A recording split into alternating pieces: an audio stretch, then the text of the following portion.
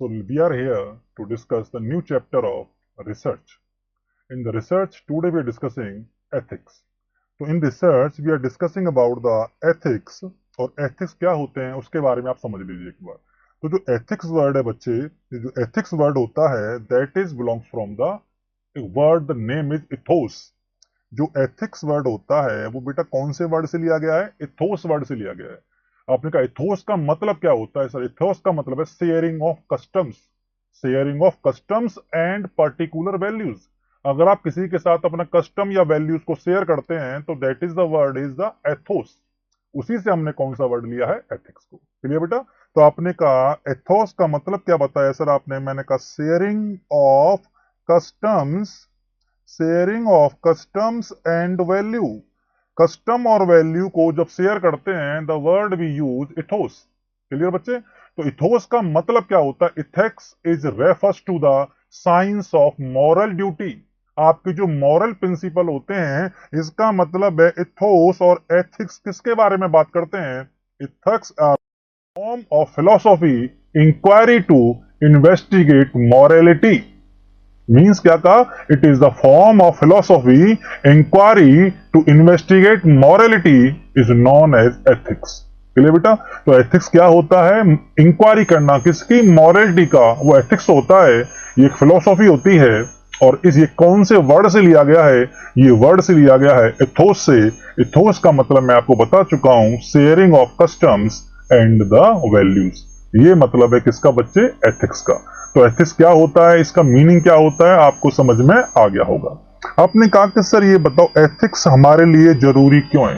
Y we need ethics in the research. Research में ethics के लिए इंपोर्टेंस क्या है, या आप मान के चलो इसके एडवांटेज क्या है। So now we discussing about advantages. Advantage of ethics in which research. तो advantage of ethics in research में क्या क्या फायदे हो सकते हैं और क्या क्या हम इसको यूज करना है उसके बारे में देख लेते हैं वन बाई वन। अगर आपके पास एथिक्स है, आपने एथिक्स को फॉलो किया है, आपने मॉरल ड्यूटी को अच्छे से निभाया है। अगर आपने मॉरल ड्यूटी को अच्छे से निभाया है, it means as a researcher it's your responsibility to protect your sample और your the person who is participate in your study. ये आपकी जिम्मेदारी थी कि आपने एथिक्स को फॉलो करके प्रोटेक्ट किया है अपने सैंपल को, अपने पार्टिसिपेंट को। तो आपने कहा पहला फायदा बताइए sir. Protect the participants of your study. आपकी स्टडी के जो भी पार्टिसिपेंट थे आपने उनको प्रोटेक्ट किया है। आपने कहा प्रोटेक्ट का मतलब क्या होता है? किसी भी प्रकार की हार्म नहीं होने दी, आपने उन्हें किसी भी प्रकार की नुकसान नहीं होने दिया है। इसे कहते हैं प्रोटेक्ट करना, सुरक्षित रखना, अपने सैंपल की सुरक्षा करना। तो आपने कहा ये मेरी ड्यूटी है, अगर मैं रिसर्चर हूं तो ये मेरी एथिकल ड्यूटी है कि मेरे सैंपल को नुकसान नहीं होना चाहिए। आपने कहा ठीक है सर। इसके बाद नेक्स्ट वन क्या फायदा है? Participants are safe guard from exploitation. Participants are safeguarded from exploitation means your participant, your individual should not have any type of exploitation in your study. आपने कहा आपके सैंपल को किसी प्रकार का कोई भी एक्सप्लोइटेशन नहीं होना चाहिए। तो आपने कहा prevent from exploitation during study के टाइम पर आपके सैंपल का, आपके पार्टिसिपेंट का किसी प्रकार का कोई एक्सप्लॉयटेशन नहीं होना चाहिए, किसी प्रकार में कोई उसे हार्म नहीं होना चाहिए। That's your responsibility, that's why I am using ethics in my research. इसीलिए मैं अपने रिसर्च में एथिक्स को यूज करता हूं। चलिए बच्चे, आपने कहा ठीक है। अगर सर आपने कहा यह बहुत मुश्किल है कि आपके सैंपल को कोई नुकसान ना हो, आपने माना सर फिजिकल नुकसान नहीं हो रहा, ओके मैंने मान लिया फिजिकल नुकसान नहीं हो रहा है, पर सर बहुत और भी तो नुकसान है। उसका टाइम वेस्ट हो रहा है, वो आपकी स्टडी में पार्टिसिपेट कर रहा है तो काम पे नहीं जा पा रहा है। अगर वो काम पे नहीं जा रहा है तो इकोनॉमिक लॉस हो रहा है, वो आने जाने में उसको हरेसमेंट होता है, मेंटल स्ट्रेस होता है। तो थोड़ा बहुत नुकसान तो सर पॉसिबल है, आप उसे मिनिमाइज नहीं कर सकते, आप उसे जीरो नहीं कर सकते। मैं मिनिमाइज कर सकता हूं बट जीरो करना इंपॉसिबल है। अगर जीरो नहीं कर सकता तो it's my responsibility to establish the risk and benefit ratio. ये मुझे समझ में आना चाहिए कि अगर मेरे सैंपल को कोई हार्म हो रहा है तो उसका बेनिफिट उससे ज्यादा होना चाहिए। आपने कहा इसका मतलब है establish risk benefit ratio. Establish risk benefit ratio. तो आपका जो रिस्क और बेनिफिट का जो रेशो है वो आपको एस्टैब्लिश करना है और देखना है वो हमेशा क्या रहना चाहिए। आंसर है लो, हमेशा लो रहना चाहिए, क्योंकि आपके पेशेंट को रिस्क कम और फायदा ज्यादा होना चाहिए। ये आपकी एथिकल रिस्पॉन्सिबिलिटी है कि आप इसे फॉलो करें ड्यूरिंग होल रिसर्च। तो आपने कहा सर पहला फायदा क्या है, protect the participant from study any type of problem. आपने कहा ठीक है।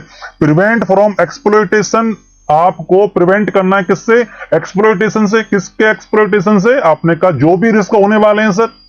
तो आपने कहा और बताइए, in the establish risk and benefit ratio. तो जो एस्टैब्लिश करना है वो ये देखना है कि रिस्क कम हो और बेनिफिट ज्यादा होना चाहिए। आई होप आपको इतना समझ में आ रहा होगा। आपने कहा सर और बताओ और क्यों क्यों जरूरी है, why we are study the research, why we are using the research in the ethics. आपने कहा एथिक्स हम क्यों यूज करते हैं रिसर्च में। तो अगला है एंश्योर फुलेस्ट रिस्पेक्ट। आपने कहा बिल्कुल ये आपकी जिम्मेदारी है कि each and every person is separate individual.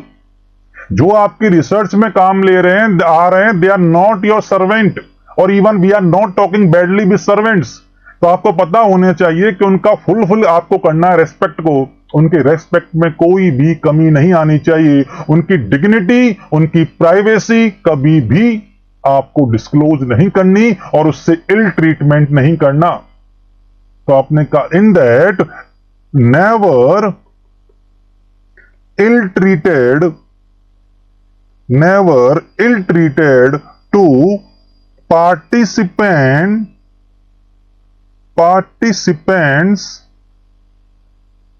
क्या बच्चे, रेस्पेक्ट, डिग्निटी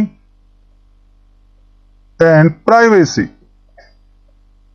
इन चीजों के साथ कभी भी इल ट्रीटेड मत करना, यानी कि कभी ऐसा मत करना कि उनको ऐसा लगे कि उन्होंने स्टडी में नहीं आना चाहिए था, यहां पर कोई उनकी प्रॉपर नहीं सुन रहा है और उन्हें प्रॉपर रेस्पेक्ट नहीं मिल रहा है। क्योंकि सैंपल आपने लिए हैं वो अपने पर्पज के लिए लिए हैं, सैंपल आपके साथ हैं, इसमें उन्हें बहुत फायदा नहीं हो रहा है, आपको फायदा हो रहा है, आपकी डिग्री पूरी हो रही है, आपकी रिसर्च पब्लिश होगी, लोग आपको जानेंगे। तो it's your responsibility to maintain the respect and dignity with the participant those are involve in your study. जो आपकी स्टडी में इन्वॉल्व हैं आप उनके साथ अच्छे से बिहेव करें, उनकी प्राइवेसी कॉन्फिडेंशियलिटी को मेंटेन करें। आई होप आपको समझ में आ रहा होगा जो मैं कहना चाह रहा हूं। आपने कहा build capability of subject to accept और reject participants in the study. Means ये पता होना चाहिए कि that the sample can leave your study at any time. तो आप ये इतना समझा दीजिए सैंपल को कि whenever you want to leave the study you can leave. आप जब मेरी स्टडी को छोड़ना चाहते हैं आप छोड़ सकते हैं, आप बाउंड नहीं हो। आपको ऐसा नहीं लगना चाहिए कि आपने बाउंड हो गए हो, प्री टेस्ट दे दिया, आपको पोस्ट टेस्ट नहीं देना है तो मत दो।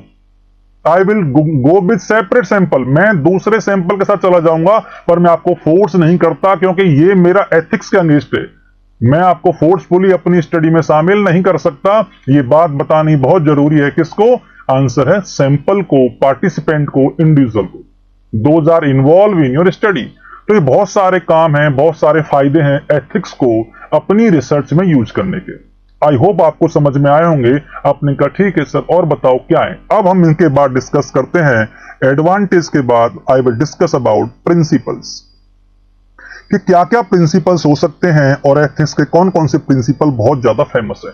सबसे पहला है बेनिफिशियंस। आपने कहा what is the बेनिफिशियंस।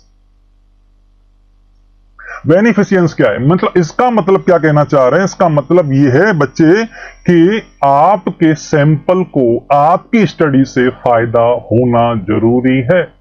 involve the protection of participant from the physical and the psychological harm and protection from exploitation.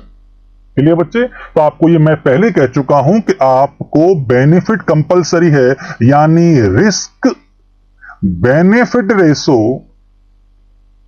लो होना चाहिए, रिस्क बेनिफिट रेशो लो होना चाहिए। एंड आपको जिम्मेदारी क्या बताइए मैंने? Protect the individual from physical and psychological harm. तो आपने कहा protect individual from physical and psychological harms.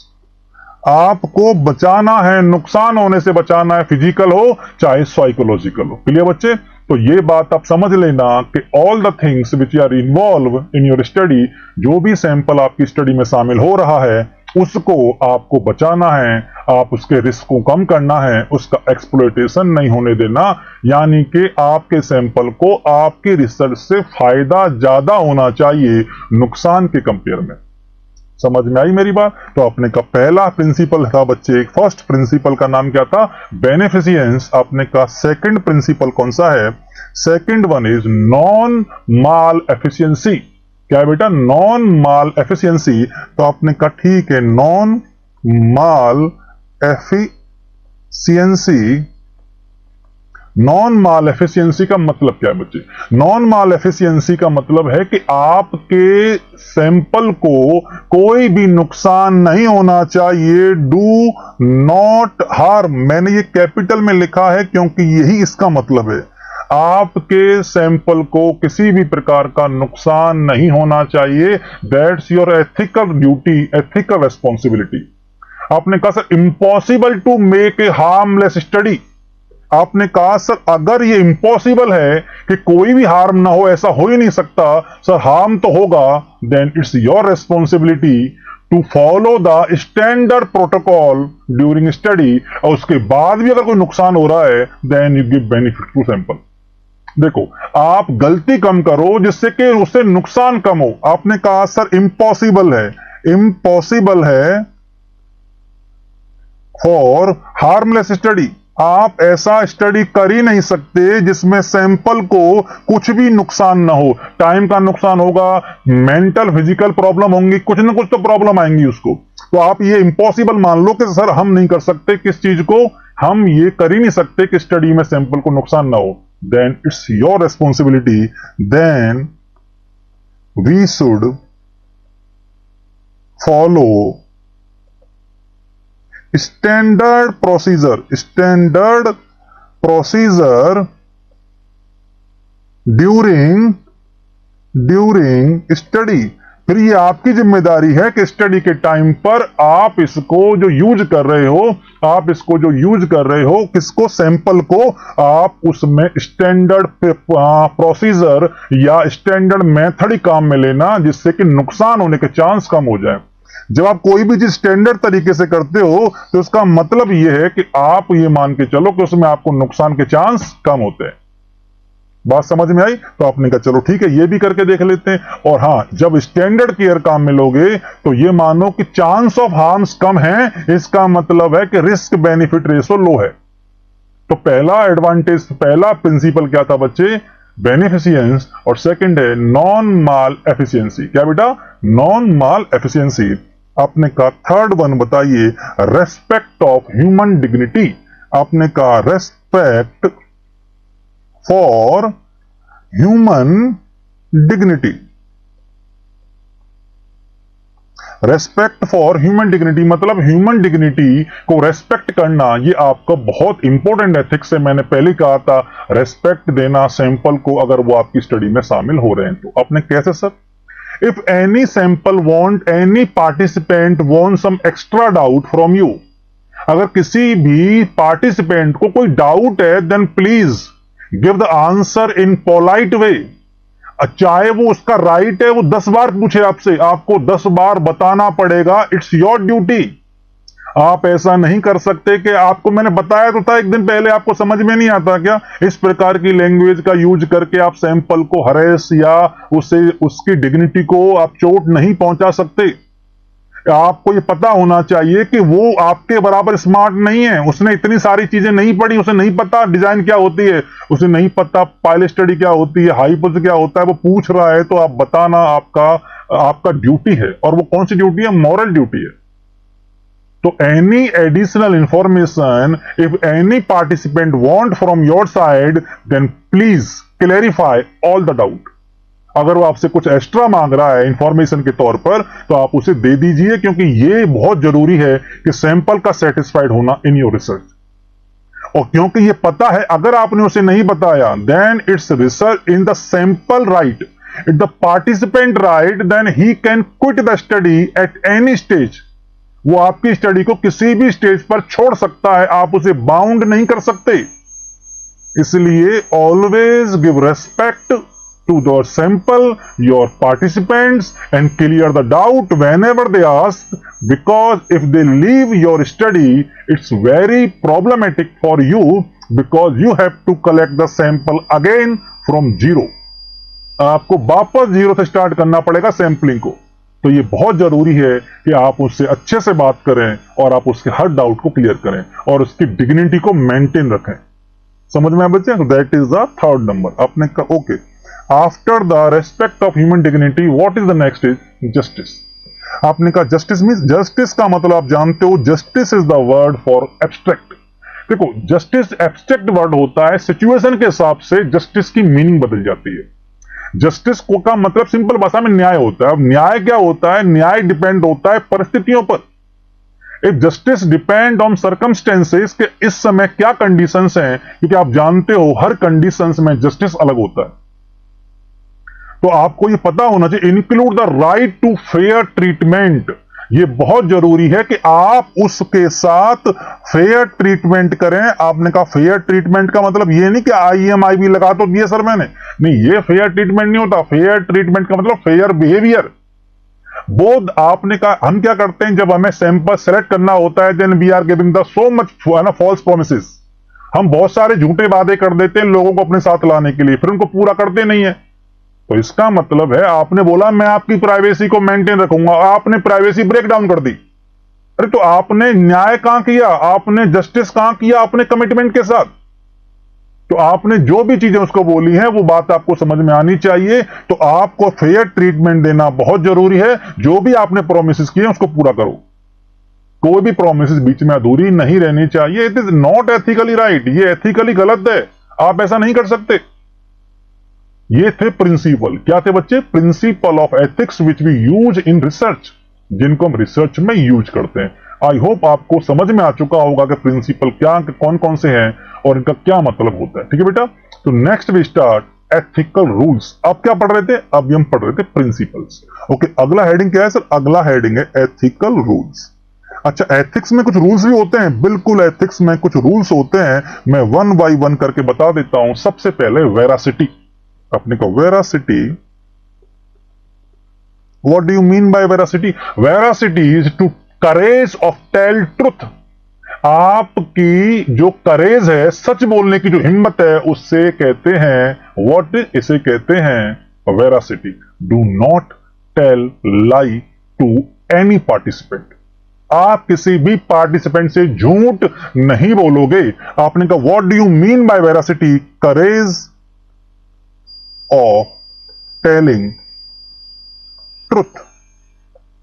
आपको पता है, ये आपने फंडामेंटल में ही पढ़ा है, नेवर गिव फॉल्स रिएश्योरेंस। कभी झूठे वादे नहीं करने चाहिए, वही बोलो जो सच है। मतलब नेवर टेल ए लाई। आपको कभी भी झूठ नहीं बोलना किसी भी सैंपल से। आप झूठे वादे करके ले आओ, उनको पूरा ना करो। आप बोलो आज जब मेरी स्टडी पूरी हो जाएगी सारे सैंपल को एक एक साइकिल मिलेगी। आप ऐसा मत करो। आप वो बोलो कि क्या पर्पज है। आप बोलो मैं स्टडी कर रहा हूं, मेरा पर्पज है, क्या आप मेरा सैंपल बनेंगे? आप उन्हें सच बताओ, क्योंकि उसके बाद उन्हें एक्सपेक्टेशन भी नहीं होगी आपसे। और सच बोलने के बाद अगर आप आपका सैंपल बनना चाहते हैं तो आप एथिकली फ्री हो। क्योंकि आपने पहले बता दिया था उनको कि आपको क्या मिलेगा और क्या नहीं मिलेगा। तो वेरासिटी कभी झूठ नहीं बोलना चाहिए। That is the veracity. Don't tell a lie, sample and tell them clearly the purpose of research. इसका मतलब है क्या चाहते हो आप? मैं चाहता हूं tell them clearly purpose of research. Research का जो पर्पज है उसे क्लियरली बता दो कि मैं इसलिए स्टडी को कर रहा हूं, उसके बाद उसकी इच्छा है वो आपका सैंपल बने या आपका सैंपल नहीं बने। तो दैट इज द वेरासिटी। ये है मेरा फर्स्ट नंबर का रूल, प्रिंसिपल नहीं, दैट इज द रूल। आपने कहा ठीक है sir. After the veracity second my thing is, second one is privacy. Second one is privacy. Privacy obligation for maintaining privacy and keep intervention private in the research study including diary, letters and note। मेरी बात को बड़े ध्यान सुनना जो मैं कह रहा हूं। Privacy should be maintained all the information you are collecting from the sample। आपने सैंपल से जो भी इंफॉर्मेशन ली है, सपोज करो बहुत से ऐसे हैं कि बहुत सेंसिटिव इश्यू होते हैं। अगर आप किसी सेंसिटिव इश्यू पे आप कोई रिसर्च कर रहे हो तो आप उस सैंपल के रिकॉर्ड को ओपन नहीं कर सकते। Suppose you are studying on HIV, suppose you are studying on female foeticide, then you should not be open to each and everyone about the person data. आप उस पर्सन की information को leak नहीं कर सकते। It is very bad thing. You should maintain the privacy of all the information which is given to your researcher by the participant। उस researcher को जो भी इंफॉर्मेशन दी गई है उस इंफॉर्मेशन की प्राइवेसी को मेंटेन करना उस रिसर्चर की रेस्पॉन्सिबिलिटी है। बिकॉज नॉर्मल, अगर चलो नॉर्मल इश्यू नहीं भी है तो भी मैं नहीं बताऊंगा किसी को किसी की इंफॉर्मेशन, क्योंकि ये मेरे एथिक्स के अगेंस्ट है। तो आपने कहा keep all the intervention, keep all intervention in privacy। Clear है? keep privacy of all information। जो भी इंफॉर्मेशन आई है उस पर मैं आपकी प्राइवेसी को मेंटेन करूंगा। ये मेरा एथिक्स है, ये मेरे एथिक्स के रूल हैं। तो मेरा पहला रूल था वेरासिटी, मेरा सेकंड रूल है privacy, my third rule is confidentiality. Confidentiality. आपने कहा सर एक ही तो लग रहा है। एक नहीं है बेटा, मैं बता दूंगा। कॉन्फिडेंशियलिटी। तो आपने कहा कॉन्फिडेंशियलिटी क्या होता है? सर कॉन्फिडेंशियलिटी क्या होता है? इसका मतलब obligation not to dissolve information learn from caring of the patient. आपने कहा मतलब क्या है इसका? इसका मतलब है you should never allow the identification, disclosure of the sample to the third party. What do you mean by third party? Third party मतलब those are not involve in study. आप first party, sample second party, और इसके अलावा सारी दुनिया third party. मतलब आप third party को उस सैंपल की इंफॉर्मेशन नहीं दोगे, उस सैंपल की आइडेंटिफिकेशन को नहीं बताओगे। Okay sir, then what's the purpose is that? Purpose सुनो मेरी, मैं क्या कहना चाह रहा हूं। आपने कहा कि सर कॉन्फिडेंशियलिटी मेंटेन क्यों करनी चाहिए? बहुत सारे इश्यू हैं, वो नहीं चाहता कि उसकी आइडेंटिटी डिस्क्लोजर हो। ओके, देन आपने कहा सर मेंटेन कैसे करना है इसको? मेंटेन ऐसे करना है, आप जब भी पेशेंट की इंफॉर्मेशन लेते हो, मैं तरीका बता देता हूं। इंफॉर्मेशन जब लेते हो उस इंफॉर्मेशन में पहला होता है कंसेंट लेटर। क्या होता है बेटा? कंसेंट लेटर होता है। तो आपने कंसेंट लेटर में हम ये उससे साइन ले लेते हैं कि आपको इस स्टडी में पार्टिसिपेट करने के लिए राजी हो। उसमें उसका नाम आता है, ठीक है, नाम आता है, उसके सिग्नेचर या उसका थंब आता है, जो भी हम उचित समझ रहे हैं उसके एक एजुकेशन के हिसाब से। आपने पहला सैंपल लिया और उसका नाम था राधे श्याम, और आपने कहा, उसने साइन कर दिए, मुझे राधे श्याम से कोई मतलब नहीं है, मैंने उसके कंसेंट लेटर पे नंबर डाला 1। अगला जो लिया उस पे नंबर डाला 2। अगला सैंपल आया उस पे लिया 3। इसका मतलब है कि अब राधे श्याम कौन है मुझे नहीं पता, मेरे लिए Radhe Shyam is code number first. और code number first Radhe Shyam है, ये सिर्फ मुझे पता है या राधे श्याम को पता है? इसका मतलब थर्ड पार्टी को इसके बारे में नहीं पता कि फर्स्ट नंबर सैंपल कौन था, फर्स्ट नंबर पार्टिसिपेंट कौन था, इसलिए कॉन्फिडेंशियलिटी मेंटेन हो जाती है। तो आपने कहा कॉन्फिडेंशियलिटी मेंटेन करना बहुत जरूरी है। आपको कोई भी इंफॉर्मेशन, कोई भी आइडेंटिटी डिस्क्लोज नहीं करनी है। मैं लिख देता हूं, never disclose identity of participant. Participants की कोई भी आइडेंटिटी को आप डिस्क्लोज नहीं करोगे, कोई इंफॉर्मेशन को डिस्क्लोज नहीं करोगे। आपने कहा sir what is the difference between privacy and confidentiality? लग तो सेम रहे, सेम ही है, पर थोड़ा सा डिफरेंस है। Privacy should be maintain for information and confidentiality should be maintain for individual. इंसान की कॉन्फिडेंशियलिटी होती है और डाटा की प्राइवेसी होती है। उल्टा लग रहा है सुनने में, पर सच यही है। कॉन्फिडेंशियलिटी इंसान की होती है, पार्टिसिपेंट की होती है, और प्राइवेसी डाटा की होती है। तो आप देख लेना, डाटा की प्राइवेसी मेंटेन करना और सैंपल की कॉन्फिडेंशियलिटी मेंटेन करना, दैट इज वेरी इंपॉर्टेंट। तो आपने कहा कॉन्फिडेंशियलिटी किसकी मेंटेन होती है? आपने कहा पार्टिसिपेंट्स की होती है सर। और प्राइवेसी किसकी मेंटेन होती है? तो प्राइवेसी डाटा की मेंटेन होती है। डाटा बोले तो इंफॉर्मेशन। क्लियर है? और हम आपको पढ़ा रहे हैं रूल ऑफ एथिक्स, यानी एथिकल रूल। और हम 3 पढ़ा चुके हैं आपको। आपने कौन कौन से? सबसे पहले मैंने आपको पढ़ाया था बेटा वेरासिटी। क्या बताया था? वेरासिटी। सेकंड मैंने बताया प्राइवेसी, और थर्ड बताया कॉन्फिडेंशियलिटी। अगला देखते हैं आफ्टर कॉन्फिडेंशियलिटी कौन सा है? Fidelity. Fidelity is the next rule of the ethics. आपने कहा फिडेलिटी क्या होता है सर? फिडेलिटी क्या होता है? इसे कहते हैं loyalty. Loyalty means this should be faithful. आपने कहा मतलब क्या है? मतलब फेथफुल। अच्छा, भरोसा करो, भरोसा मेंटेन करो। भरोसा मेंटेन करो किसका? आंसर है पार्टिसिपेंट का। अच्छा रेपो बनाओ। और आपने कहा कि once you maintain any commitment then stick with your commitment. उसने आपके कमिटमेंट पे भरोसा किया है तो आपको भी अपने कमिटमेंट पे रहना है। लाइक कि अगर एक बार आपने कमिटमेंट कर दिया, उसके बाद फिर आप अपनी भी मत सुनना, और आप अपनी सुनोगे तो फिर आप एथिक्स के रूल को ब्रेक करोगे। क्योंकि जो प्रॉमिस कर दिया वो कर दिया, जो वादा किया फिर वो निभाना पड़ेगा। किसका मतलब है? इसका मतलब फिडेलिटी का मतलब है कि जो भी आपने प्रॉमिस किए हैं, मेंटेन दीज प्रोमिसेस। आपने कहा maintain promises and commitments. Commitments और जो भी प्रॉमिस आपने किए हैं उनको मेंटेन रखना, that is your Fidelity and that is the rule of ethics. तो हमने ये पढ़े हैं बच्चे रूल्स, जिसके बारे में आपको मैं बता चुका हूं। सबसे पहले वेरासिटी पढ़ा, प्राइवेसी पढ़ा, कॉन्फिडेंशियलिटी पढ़ा, और लास्ट पढ़ा है फिडेलिटी। और वहां पढ़ रहे थे प्रिंसिपल जो थे beneficence, do not harm, maintain the respect of dignity. समझ आ रहा बच्चे? तो प्रिंसिपल थे, ये रूल्स हैं। इसके बाद हम नेक्स्ट चलते हैं टॉपिक पर। एक वर्ड आया है कंसेंट। हाँ आया है कंसेंट, यानी इन्फॉर्म्ड कंसेंट। तो अगली हेडिंग में पढ़ा रहा हूं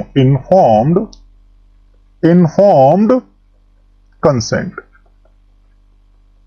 What do you mean by sir informed consent? Consent क्या होता है? Consent procedure by which we are providing information to any person to take decision about participation.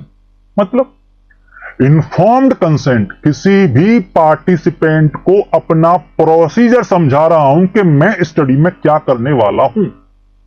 किससे पहले? उससे पहले कि वो मेरा सैंपल बने या ना बने। अब उसकी इच्छा है कि वो सैंपल बनना चाहता है या सैंपल नहीं बनना चाहता है। तो आपको ये बहुत जरूरी है कि इन्फॉर्म कंसेंट में आप उसे होल प्रोसीजर समझा दो before the participation in study, जिससे वो अपना सोच विचार करके आपको ये बता सके कि I am willing to take participation in your study. मैं आपकी स्टडी में पार्टिसिपेट करने के लिए राजी हूं। तो आपने कहा क्या है? This means explain whole procedure and purpose to participant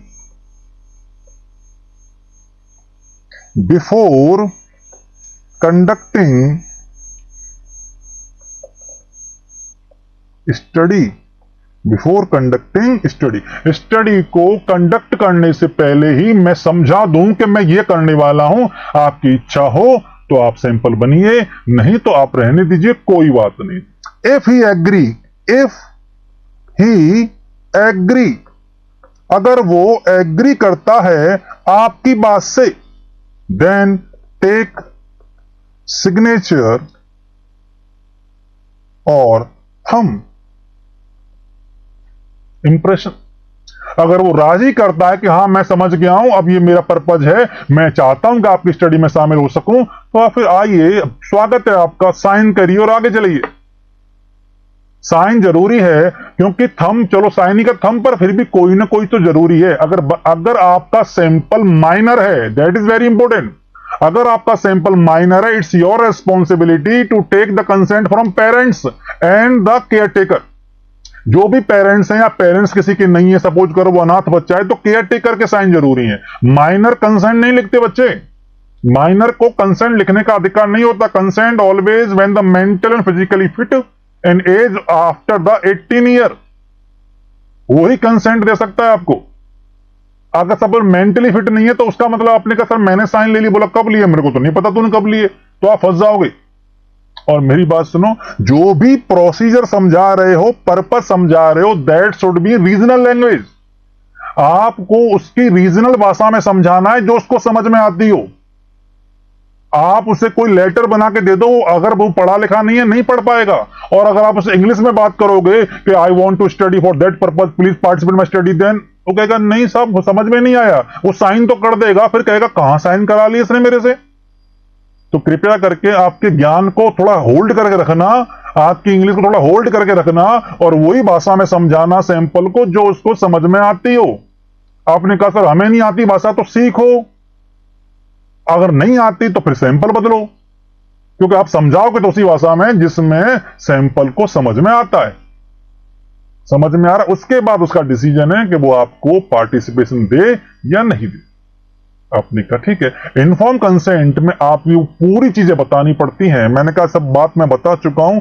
minor है तो आप उसमें इन्वॉल्व, आप उसमें उस बच्चे को इन्वॉल्व मत करना, आप इन्वॉल्व करना पेरेंट्स को या केयर टेकर को। क्लियर है? आपने कहा उसके पास चॉइस होनी चाहिए, उसके पास चॉइस होनी चाहिए कि वो आपकी स्टडी में शामिल हो या नहीं हो। चॉइस किसकी है? आंसर है पार्टिसिपेंट्स की। आप उसके पीछे मत पड़ जाना। आपने कहा दिखने में ठीक लग रहा है, सैंपल बन जाएगा तो मन लगा रहेगा, ऐसा मत करना, इसकी जरूरत नहीं है। उसकी चॉइस है कि वो आपके साथ इन्वॉल्व होना चाहता है या आपके साथ इन्वॉल्व होना नहीं चाहता है। It's total individual decision, and इसी को हम करते हैं कंसेंट, इन्फॉर्म्ड कंसेंट। आपने कहा सर इन्फॉर्म कंसेंट के लिए क्या क्या जरूरी है, यानी कंटेंट। आप जो लेटर बनाओगे, कंसेंट फॉर्म बनाओगे, उसमें क्या क्या लिखना जरूरी है। तो आपने कहा कंटेंट क्या क्या रखोगे। Contents of inform consent. जो इन्फॉर्म कंसेंट है उसमें आप कौन कौन से कंटेंट्स को लेना चाहते हो, क्या क्या उसमें बताना जरूरी है। फर्स्ट थिंग उसमें बहुत जरूरी है बताना, पर्पज ऑफ योर स्टडी। आप उसमें साफ लिखो कि आपकी स्टडी का पर्पज क्या है। पर्पज ऑफ स्टडी,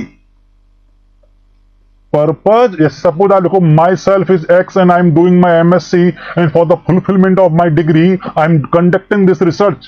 तो उसको पता होना चाहिए कि भाई तू तेरी डिग्री के लिए कर रहा है।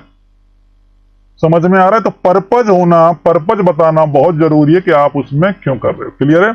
दूसरा, आप उसमें सब्जेक्ट सिलेक्शन का प्रोसेस क्या होता है वो बताने वाले हो, यानी एक्सप्लेन सब्जेक्ट सिलेक्शन प्रोसेस। ये जरूर बता देना कि वो प्रोसेस कौन सा फॉलो करने वाले हैं, कि कौन से प्रोसेस से आप उसमें सैंपलिंग करोगे, किसके कितने % चांस है सैंपल बनने का। तो आप ये जरूर समझा देना कि मैं इस तरीके से करने वाला हूं, प्रोबेबिलिटी करने वाला हूं या नॉन प्रोबेबिलिटी करने वाला हूं, वॉट एवर दैट इज। वो समझाना बहुत जरूरी है। आपने कहा ठीक है। इसके अलावा अल्टरनेटिव प्रोसीजर, अल्टरनेटिव प्रोसीजर मतलब मैं ये कहना चाहता हूं कि अल्टरनेटिव प्रोसीजर, कि अगर आपने कहा कि इस तरीके से आपकी रिसर्च वर्क नहीं करी, अगर आपने कोई भी प्रोसेस फॉलो करना चाहा और वो प्रोसेस काम में नहीं आया, then do you have plan B? क्या आपने प्लान बी बना के रखा है? और प्लान बी है तो समझा दो सैंपल को, क्योंकि उसको नया नहीं लगना चाहिए। इसके बारे में तो बात ही नहीं हुई थी, आप ऐसा नहीं कर सकते। तो आप पहले समझा देना कि अगर इस तरीके से चीजें नहीं होंगी, then I will do by this method. तो वो सेकंड मेथड प्लान बी भी समझ में आना चाहिए और सैंपल को पता होना चाहिए पहले से कि मैं ऐसा भी कर सकता हूं। समझ में आ रहा है? तो ये कंटेंट बहुत जरूरी है इनफॉर्म कंसेंट के लिए। कौन कौन से? आपने कहा पर्पज ऑफ स्टडी होना बहुत जरूरी है, कौन से तरीके से आप सब्जेक्ट को करोगे सिलेक्शन, ये बहुत जरूरी है, और अल्टरनेटिव प्रोसीजर कौन सा काम में लेना है इसके बारे में बात करना भी बहुत जरूरी है। आपने कहा ठीक है सर, ये बताओ कि जो सैंपल है, जो मैं सैंपल ले रहा हूं, उसमें किसको सबसे ज्यादा जरूरत पड़ती है? बहुत से ग्रुप होते हैं वल्नरेबल सब्जेक्ट। वल्नरेबल का मतलब है जो हाई रिस्क। तो हाई रिस्क सब्जेक्ट कौन कौन से होते हैं? हाई रिस्क पार्टिसिपेंट्स, इनको तो बहुत जरूरी है लेना। वैसे सबसे ही लेना चाहिए, पर ये तो बहुत ध्यान से लेना है। हाई रिस्क पार्टिसिपेंट कौन कौन से हैं? आपने कहा बहुत ओल्ड, ज्यादा बुढ़े, यानी कि ओल्ड एज वाले, जो ना ढंग से पेन पकड़ पाते हैं, ना सुन सकते हैं, ना समझ सकते हैं। तो आपने कहा ओके, उनको कंसेंट समझाना बहुत मुश्किल है और उसमें आपको ज्यादा एफर्ट लेना पड़ता है। ओल्डर एडल्ट, क्लियर बच्चे? आपने कहा और people with disability, very important, disability. बेटा जिसको डिसेबिलिटी है उसको समझाना और मुश्किल है।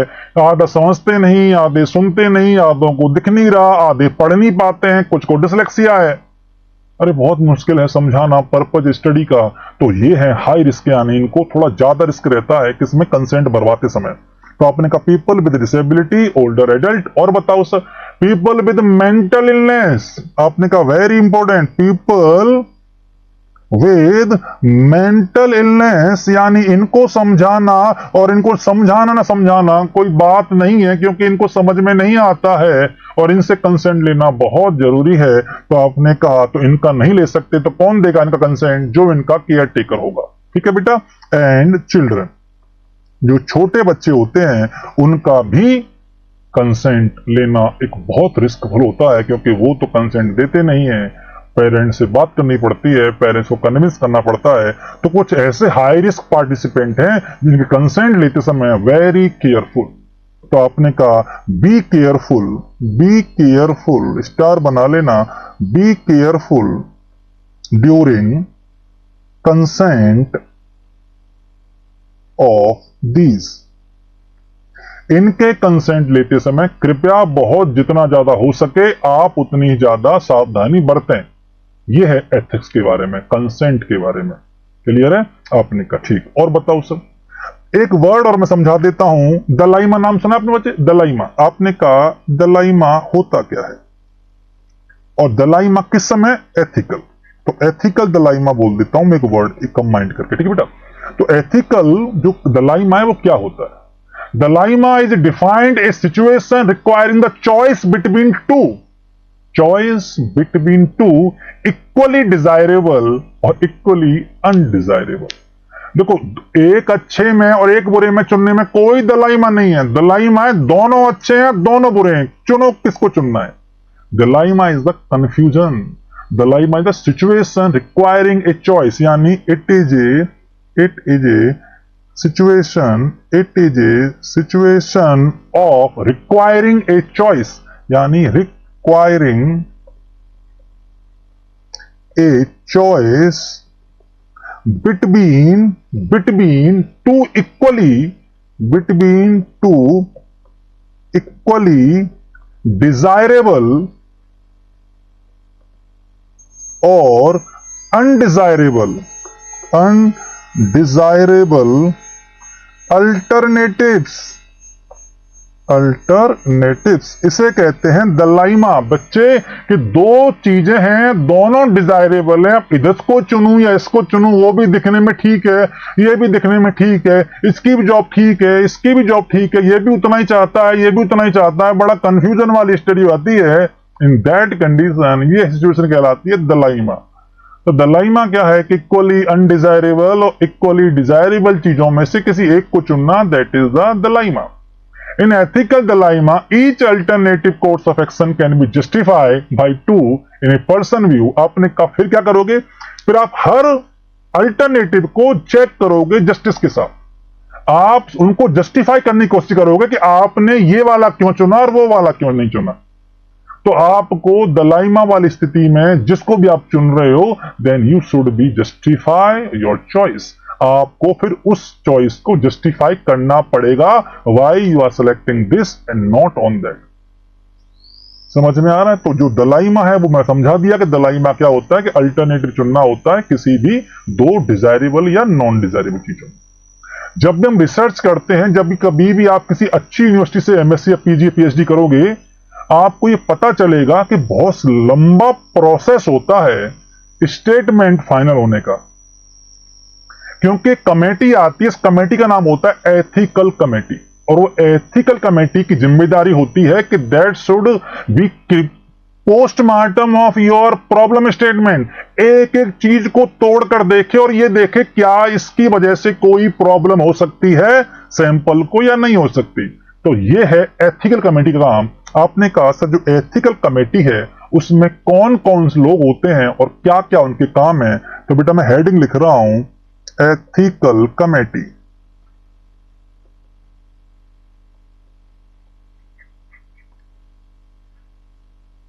एथिकल कमेटी, तो जो एथिकल कमेटी होती है वो क्या है और उसमें कौन कौन होते हैं और वो क्या क्या काम करते हैं, सबसे पहले मैं बताता हूं इसके अंदर कौन कौन से मेंबर होते हैं। इसके मेंबर्स का नाम सुन लीजिए। बेटा एक तो प्रिंसिपल, जो भी उस कॉलेज का है, ठीक है, अगर आप स्टडी कर रहे हो एज ए रिसर्च, फिर आप यानी कि नर्स जो भी है, उसके बाद सोशल वर्कर, बेटा उसके बाद एजुकेशनिस्ट, एथिस्ट, और हम कह सकते हैं लॉयर, वकील भी। क्लियर है? तो इसमें और कौन से होते हैं, एजुकेशनलिस्ट, जो फेमस एजुकेशनिस्ट होते हैं वो भी इसमें आते हैं। तो ये सब कमेटी कहलाती है एथिकल कमेटी। क्या कहलाती है बच्चे? Ethical committee. इस एथिकल कमेटी के मेंबर्स के बारे में बात कर ली। अब देखते हैं ये करते क्या क्या है, इनका क्या रिस्पॉन्सिबिलिटी है, क्या ड्यूटी है, किनकी एथिकल कमेटी वालों की क्या ड्यूटी है। सबसे पहले बात करते हैं committee analyse situation. Committee analyse situation, क्या सिचुएशन है, क्या स्टडी इस समय पॉसिबल है या नहीं है, इसको करने से क्या कंडीशन पैदा होने वाली है, वो सब का देखना काम किसका है, एथिकल कमेटी का। तो आपने कहा पहला है सर एनालाइज सिचुएशन, जो भी उस समय की सिचुएशन है उसको पहचानना, उसके बारे में डिसीजन लेना किसका काम है, एथिकल कमेटी का। ठीक है बेटा? आपने कहा हेल्प टू क्लेरिफाई इश्यू, आपने कहा जो भी डाउट आ रहे हैं क्लेरिफाई इश्यूज, जो भी इश्यूज हैं उन्हें क्लेरिफाई करना काम किसका है, आंसर है एथिकल कमेटी। और जो भी उस कमेटी को इश्यू है, as a nurse, as a researcher, I have to explain my all the point of view to that committee so they can satisfy. Clear है?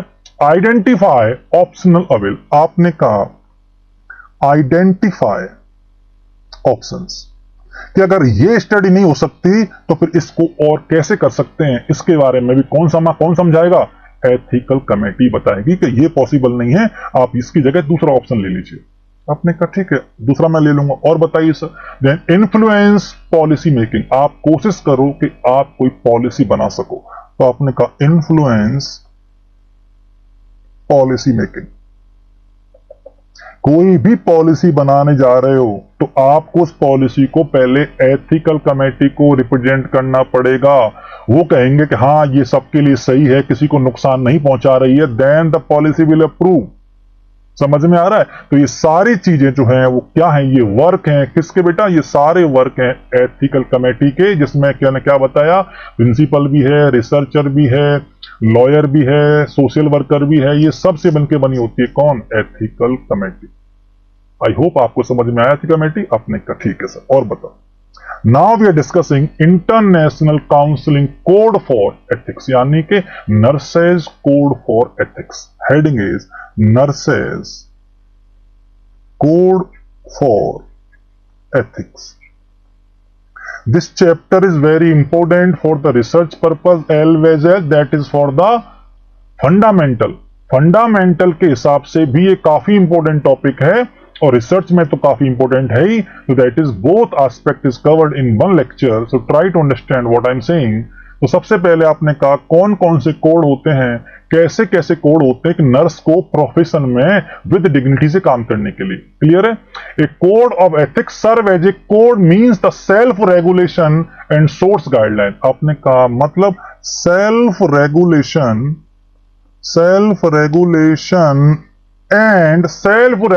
एंड सोर्स गाइडलाइन, यानी कि source self regulation and guideline बोल सकते हैं आप इसे।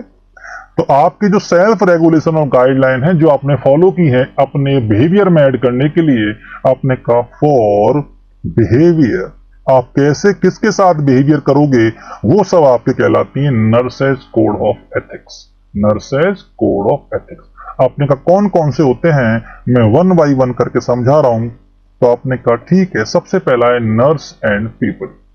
आपने कहा कौन सा है बेटा, नर्स एंड पीपल। अब देखते हैं क्या है। The nurse primary responsibility is to those who are requiring nursing care. आपको पता है सबसे बड़ी जिम्मेदारी मेरी प्राइमरी रेस्पॉन्सिबिलिटी है to care those are requiring of care.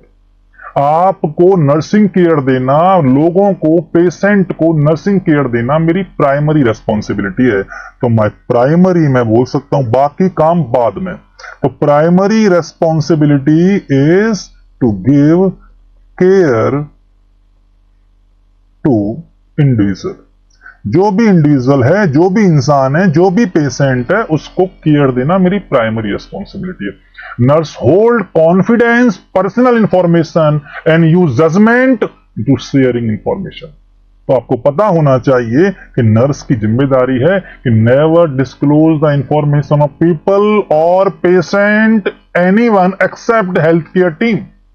Health care team के अलावा आप इसकी इंफॉर्मेशन किसी को शेयर नहीं करेंगे। So maintain confidentiality. तो होल्ड कॉन्फिडेंस, होल्ड प्राइवेसी मान लेते हैं बेटा, hold privacy of information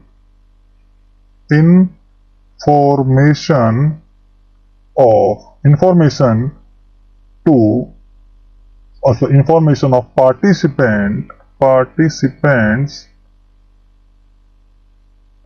only share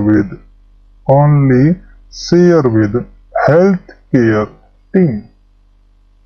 only share with health care team. ये आपकी जिम्मेदारी है कि आप सिर्फ हेल्थ केयर टीम के साथ ही उस इंफॉर्मेशन को शेयर करो। चलिए बेटा, nurse provide care, promote good health and environment in which the spiritual and custom value of the individual have get proper respect। Very important thing। Nurse responsibility, nurse ethical responsibility is to maintain the spiritual belief and customs of any individual। Maintain spiritual belief and customs of any individual। Please do not harm their belief। उनके belief को, उनकी श्रद्धा को आप ठेस मत पहुंचाना। हो सकता है आपको वो उनकी कस्टम्स आउटडेटेड लगे, आप एडवांस हो, आपको उनके कस्टम आउटडेटेड लग सकते हैं, but it's not the fair. वो फेयर नहीं है कि आपको लग सकता है, उसको नहीं लग रहा है, तो आपकी रेस्पॉन्सिबिलिटी है कि आप उसको रेस्पेक्ट दें, आप उसकी प्राइवेसी मेंटेन करें, जो वो चाहता है वो उसको मिले।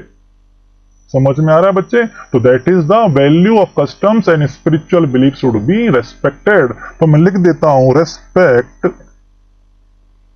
Individual spiritual and customs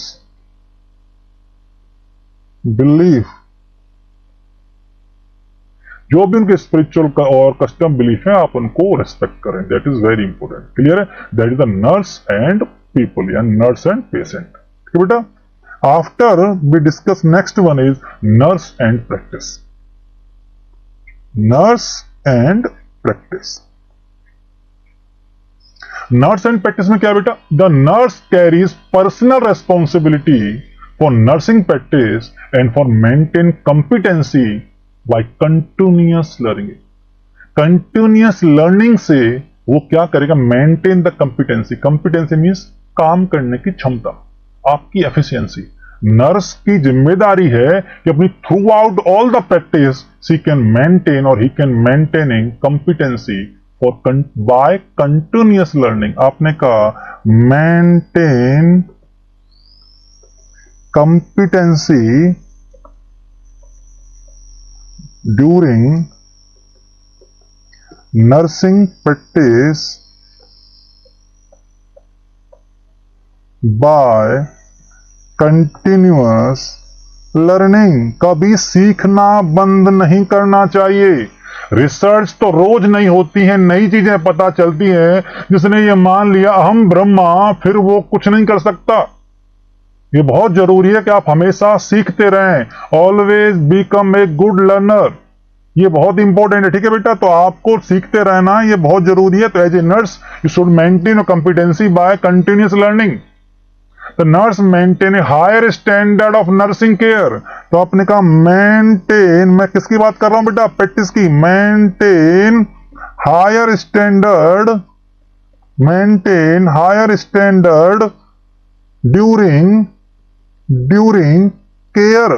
care के टाइम पर आप हायर स्टैंडर्ड को मेंटेन रखो जिससे कि पेशेंट को नुकसान ना हो। क्लियर बच्चे? तो ये सब चीजें आपको देखना है कब? नर्स एंड प्रैक्टिस में। कर्स बेटा नर्स एंड प्रैक्टिस में पहला था नर्स एंड पीपल, दूसरा है nurse and practice, third one nurse and society.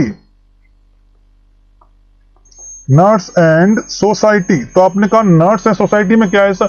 The nurse share with our citizen for the responsibility for initiation and supporting action to meet the health and the social health of the public.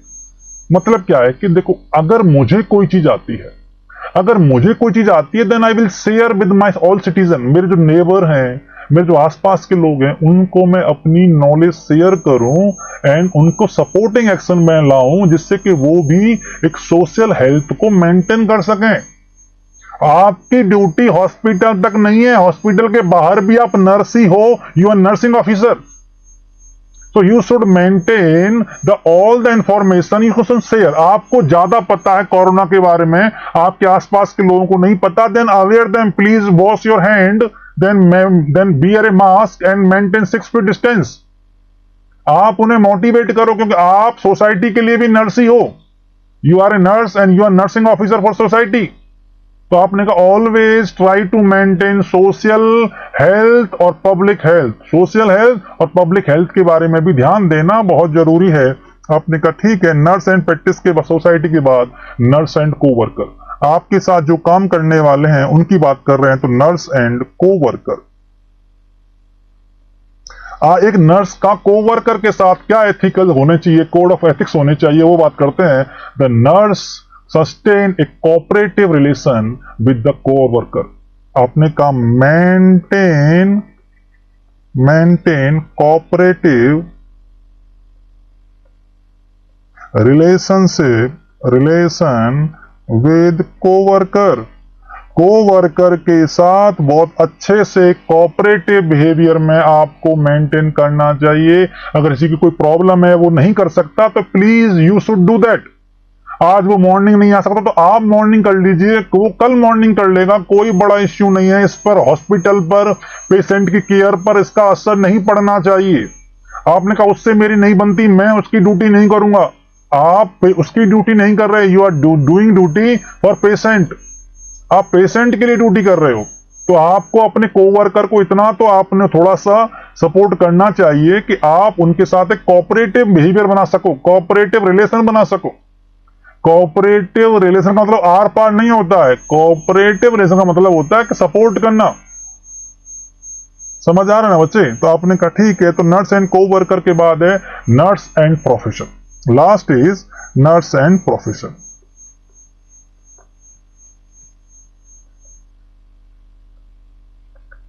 Nurse and profession, आपने कहा nurse play a major role in delivering and implement desirable standard of nursing education. तो nurse क्या है, बहुत important role play करती है nursing care में, patient care में, प्रोफेशन में। The nurse is active in developing a care of profession knowledge. If suppose करो मुझे मेरे प्रोफेशन को डेवलप करना है, then it's my responsibility to do something good for my profession. मैं कुछ रिसर्च करूं, नई चीजें पता लगाऊं, उसको प्रोफेशन में यूज करूं। Nurse acting through the professional organisation in establishing and maintaining equal social and looking for condition. आपने कहा मतलब क्या है इसका? बेटा मतलब मैं ये बताना चाह रहा हूं कि जो नर्स है वो प्रोफेशन की ग्रोथ के लिए क्या कर सकती है। प्रोफेशन की ग्रोथ तब होगी जब आप स्टैंडर्ड्स को फॉलो करोगे और आप कोई भी रिसर्च करके उसके फाइंडिंग्स को अपने प्रोफेशन में यूज करोगे। तो एक जो नर्स होती है वो एक रिसर्चर भी तो होती है, और रिसर्चर अपने हमेशा प्रोफेशन को ग्रोथ करता है। तो एज ए नर्स आपका फोकस इस बात पे रहना चाहिए, हाउ टू मेक स्ट्रॉन्ग और proper standard for your profession. तो ये सब चीजें आपको समझनी बहुत जरूरी है। तो ये सारे जो थे वो कोड ऑफ एथिक्स थे for a nurse, for a nurse, जो नर्स के लिए। आपने कहा सर ये दिए किसने थे? इंटरनेशनल काउंसिल ने दिए। इंटरनेशनल काउंसिल, आपने कहा इंटरनेशनल काउंसिल के जो कोड ऑफ एथिक्स हैं वो नर्स के लिए मैंने बताया 5 होते हैं। आपने कौन कौन से? Nurse and patient, nurse and practice, nurse and profession, nurse and co-worker and nurse and society. I hope आपको समझ में आ गया होगा। ठीक है बेटा? आपने कहा ठीक है सर, इसके बाद what is your role and function in ethical issue. आपने कहा ठीक है, अगला है role functions of nurse in ethical issue. अगर कोई भी एथिकल इश्यू है उसमें एक नर्स के क्या रोल या फंक्शन हो सकते हैं उसके बारे में हम बात कर रहे हैं। पहला, प्रोवाइडर ऑफ सर्विस, यानी कि आप ही हो केयर देने वाले, provider of service.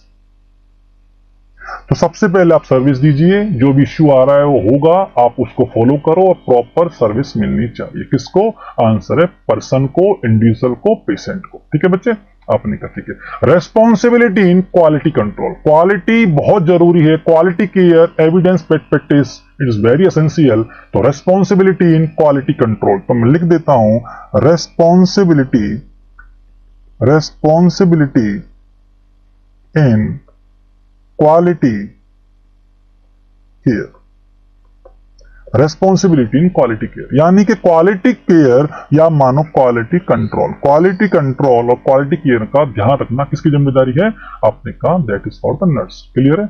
Responsibility for maintain equipments. आपने कहा इक्विपमेंट्स जो हैं, इक्विपमेंट्स एफिशिएंसी कौन चेक करती है? आपने कहा नर्स की जिम्मेदारी उसको मेंटेन करना। कोई प्रॉब्लम आ रही है then inform to the store room and they वो उससे सही करा देंगे जो भी सही कराना। ठीक है?